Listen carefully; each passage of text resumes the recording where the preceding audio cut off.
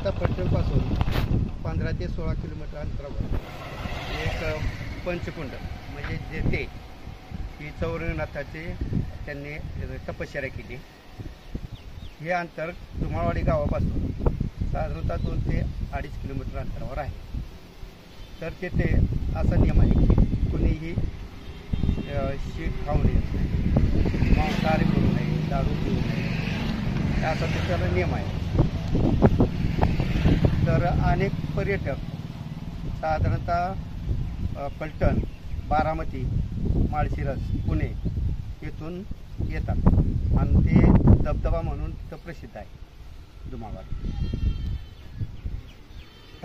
साधारणतः जून, जुलै, ऑगस्ट ह्या महिन्यात पाऊस भरपूर असल्यामुळं पर्यटक भरपूर येतात.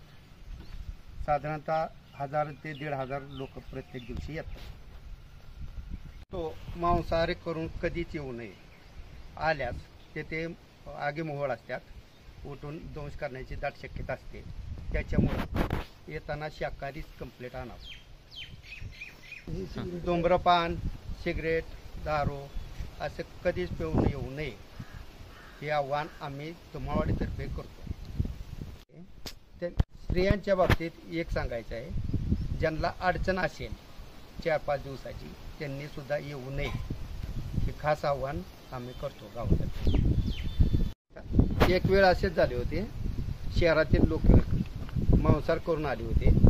नंतर तिथे गेल्यानंतर देवस्थानापाशी आग्यामोहोळ उठलं आणि भरपूर चावा घेतला. कृपया कुणीही मटण, मांस हे खाऊन येऊ नये. स्त्रियांच्यासाठी एक विनंती की त्यांनी अडचणीच्या काळात सुद्धा इथे धबधब्याला येऊ नये.